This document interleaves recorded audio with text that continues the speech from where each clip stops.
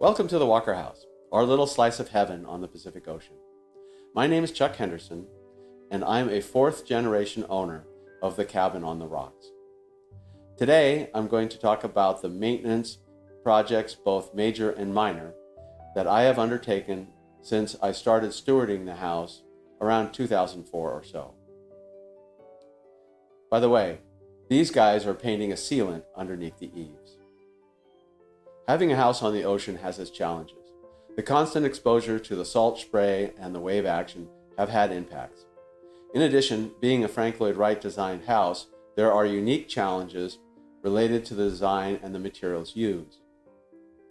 What I can't talk about, as I was not stewarding the house when it happened, was the replacement of the copper roof around 1998. So let's start with the first major project I undertook, the front window replacement. The window mullions were made of carbon steel and painted with Cherokee red paint. The salt spray constantly gathers on the window panes and seeps down into the mullions. Plus, it clouds the windows. Here is my great-grandmother Della rinsing them off, something she had to do often. The seeping salt would corrode the steel, resulting in rust spots bubbling through the paint. We had to remove the paint, sand down the rust, and repaint every 5 years or so, kind of like the Golden Gate Bridge. We would patch up some of the areas which had corroded away with Bondo, but this would only last so long. Plus, over time, the ventilation sliders in the window base became swollen and inoperable. So finally, in 2010, the corrosion was so bad that we bit the bullet and decided to replace the window mullions in the living room. We only did this room as it was the most exposed. The situation was not so dire with the other windows in the house, although they will need to be replaced soon. We removed the glass and started to work. Note that the bottom panes are larger than the middle panes, which, in turn, are larger than the top ones. We reused as much of the glass as we could. Here are some photos of the corrosion and rot. We replaced the carbon steel with stainless steel for better long-term performance. Note how the windows step out as they go up toward the ceiling. We did not think that they were weight-bearing, but we were wrong. We had to put support poles up to handle the weight. We did not replace all the steel, only the pieces that were mostly externally faced. Those that were sheltered somewhat from the spray were fine and were left in place. Here are some of the discarded pieces. A couple of stories along the way. One day I arrived at the site to find a number of people scratching their heads. We discovered that the vertical elements were not entirely vertical. See the picture on the left. Some had a slight angle. Since the top and bottom connections were embedded in the ceiling and the rock, respectively, we did not want to change them. What to do? Finally, one of the welders said that we should just leave it alone. Why? Quote, "You don't mess with art." End quote. That savvy advice, the fact that none of us had ever noticed the angle before, made the decision easy. We also found that the horizontal mullions were not exactly attached to the building, picture on the right. Instead, they were floating in the grout. This was counter to what the contractor felt was acceptable, so we attached them with dowels. That turned out to be a mistake. The roof structure is built to be flexible and move slightly in the wind. By fixing the horizontal mullions in place, we put stress on the windows and a few have cracked. Wright's genius is at work in subtle ways. The new stainless steel mullions, all done. The next step was painting and installing the windows. We replaced the bases of the windows with marine-grade wood. Sliding vents at the base of the windows provide airflow into the house. We put Formica inside the channel sliders so they would not bind. And here is the finished product. Looks good. Since we were at it, we took the opportunity to do a few more things while we had the place torn up. We refinished the floors, cleaned the smoke from the chimney, and cleaned the comb plywood ceiling. The house had lumaline bulbs in the soffits. These lights had incandescent bulbs which gave off a wonderful warm glow. Unfortunately, we could no longer get the bulbs, so we took advantage of the project to replace them with LED strips. We made sure, however, that the color temperature was as close as possible to the wonderful light from those lumelines. Finally, we replaced the rotten interior elements of the exterior under-eave lights with stainless steel inserts. Unfortunately, we also had a strange bit of vandalism. We have this net with various cork-like fishing materials in it as a counterweight to the carport door. Someone decided to cut the cord and take the net. Very odd, as this thing has nothing to do with Wright. About 4 years later, we did essentially the same project on the windscreen on the rear patio outside the master bedroom. As before, the salt water had corroded the carbon steel inside the screen. In addition, the wood had rotted and the rusted steel had expanded and weakened the stone base it sits on. The screen and stone base were removed, stainless steel supports were added, and a stainless steel frame was built. This is the final product. And yes, the white boards are now Cherokee red like everything else. Like with the windscreen, sea salt air had an impact on the steel embedded in the rock pillars on both sides of the front gate.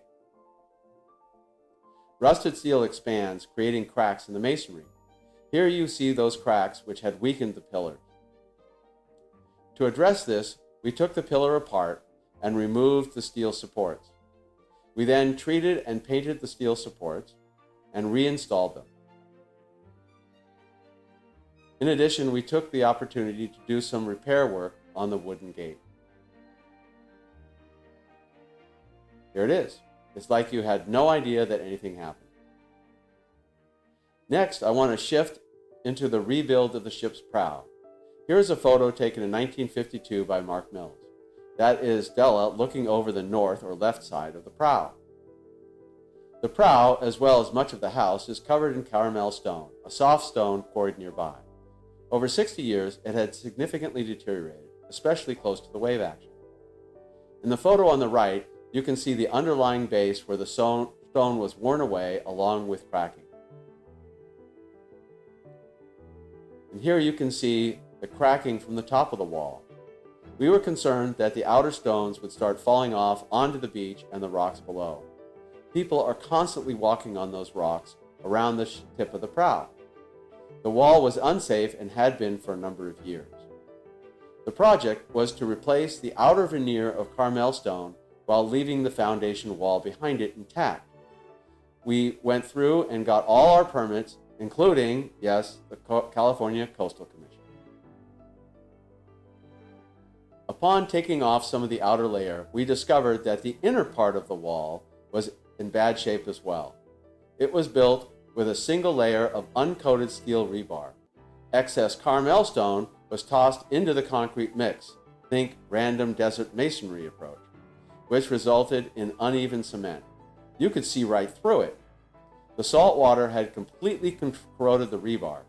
The mason stepped back and would not work on the project until the foundation wall behind it was replaced. So, for a couple of months, we went back to the drawing board. The open area was covered with a tarp, and a lot of tourist photos were ruined.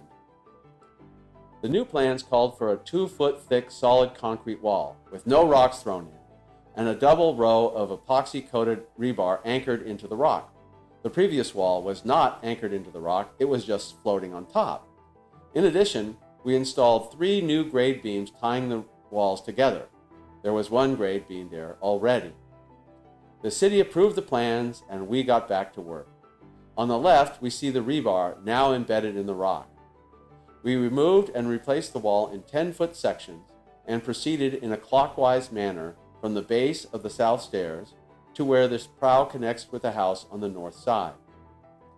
As the house sits directly on a public beach, we were worried about the curious people climbing up and into the project. We covered the site with black netting, and we installed the scaffolding every day and took it down at the end of the day. The red string next to the masons in the picture on the right are guidelines to ensure the shape of the new wall stays consistent with the existing wall. Now, note the trench coming very close to Undine in that photograph. Undine may be slim, but she's a heavyweight, and the situation was precarious. So we had to take her down. This required an elaborate setup and some very delicate handling.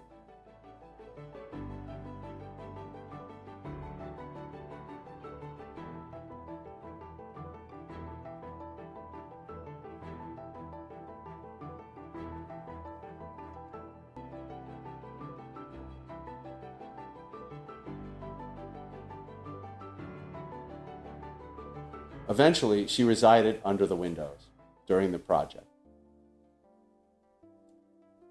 The guard in the driveway filled with stones and rusted pieces of rebar. The filling inside the prow was actually made up of spare pieces of Carmel stone, all neatly stacked. We reused as much of the Carmel stone as we could, filling in with harder Santa Maria stone where erosion was more likely. Speaking of those pink strings, there were elaborate rigs set up to ensure we replicated the contours of the wall. This one is at the tip of the prow. You can see it mimic where the wall bends back in at the top. You saw the completed prow, and this is what it looked like during construction. You can see the drainage pipes at the bottom and the masons working at the outside. We built up the outside stonework first, then made a form and poured the concrete behind it. We also added waterproofing material to the concrete. It was quite tight quarters down there. Here is one of the new grade beams ready for concrete. The drill sits on the one existing grade beam, which was tied into the new walls as well. The concrete at the bottom of the image with the hammer handle on it is Undine's base. Note the new concrete foundation wall complete with bitchethane interior waterproof coating. Contrast that with the original interior wall. It is truly a miracle the whole thing did not come crashing down. I should mention that the bulk of the work was done between November and January, in the middle of winter, with its higher surf and weather. It was a bit nerve-wracking at times with the wall down in various different places. On the north side, they installed this little platform for the scaffolding. And yes, it's gone now. Finally, the wall was complete and Undine was restored to her rightful place. First, we had to rebuild the scaffolding. It was a very delicate process as she is designed to rotate. She rests on a large tube with ball bearings and the fit is very precise, or she won't stay in place or rotate. I'm proud to say that she does both again. These guys did a great job taking her down and putting her back up. The finished ship's prow. It looks pretty good, right? These are salt crystals found in the wall. I still have them in this Pringles container on my desk at home. It reminds me how lucky we were to have tackled this project when we did. One of the first things I did when I took over stewardship of the house was to deal with the Tommy Church garden. It had become way overgrown and the trees had grown to the point where they were unsafe and their branches created a roof of sorts over the patio area. So in 2005, we went to work thinning the trees out and opening up the garden to sunlight again. As Wright was an admirer of Japanese design, we hired a landscape designer who had a strong Japanese aesthetic to draw up some plans for the updated garden. We kept several elements of the Tommy Church garden, including the pea gravel. We moved the wooden obelisk into the center of the patio and created an island around it. He designed a dry wash area and stone steps leading to a gravel pathway and the woodshed. I think the garden and the patio turned out fairly well.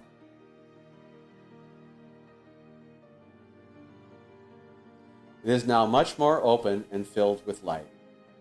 And we have a nice little path to the woodshed.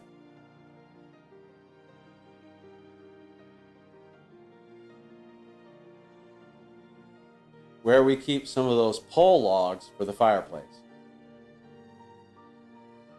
Speaking about that woodshed, by 2019 it had become quite rotten. The top leaked and the doors were falling off. We replaced the roof and doors and sloped the floor back to front so it would drain. Remember those photos of the garden during the ship's prow work? Well, that presented another opportunity to give the garden a bit of an update. We removed a bunch of dead brush and replanted the hedge. The two halves of the man-eating clams had been lying loose around the garden since my great-grandmother Della's time.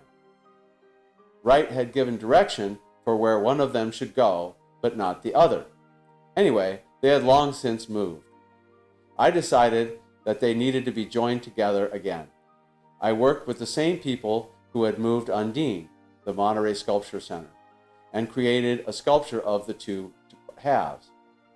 It involved installing a large, fairly flat rock and mounting the clam halves, which were quite heavy, and they had to fit together precisely. And there they are, together again. In addition, we added a Midway Garden sprite to the top of the dry wash and installed the National Historic Register plaque by the front door. And this is what the garden looks like today, in 2021. The house has a cypress pine hedge on the south side of the driveway.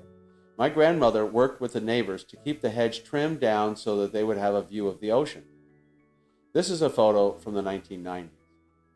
After she passed, my dad did not keep up the same relationship, and the hedge grew until it ended up looking like this. I have rebuilt relations with the neighbors. The neighbor across the street and I agreed to take some joint action.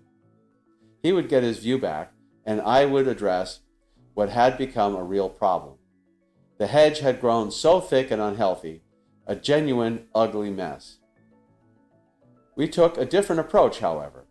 Instead of just trimming the tops and the sides, we opened up the area underneath the canopy, allowing a view of the ocean through the branches. In so doing, we started a years-long process of converting the hedge back to individual trees. This was the finished product from our neighbor's house and from our driveway. He gets a view of the ocean, and we get sunlight onto the garden below, plus healthy trees. We continue to shape the trees and trim them so that they continue to develop into regular cypress trees. Eventually, they'll get to the size of those elsewhere on the property. The last project I want to talk about was repairing the radiant floor and upgrading the boiler. The house has two radiant systems, one in the original house and one in the master bedroom addition. This map shows just the original house system. The two red circles indicate where the valves are to route the water in the system. In 2019, after suffering through several enormous water bills, we finally discovered the source of our water loss. It was a leak in the radiant system underneath the hallway bathroom shower. We had confirmed the system design with infrared scanning a couple of years earlier. We then used an audio detection system to discover where the leak was. We used a special fluid inside the system which plugged the leak, kind of like the fix-a-flat solution for your tire leak, and it has held steady ever since. However, this caused me to think about the age of the boiler. The boiler was original to the house, an old cast iron monster.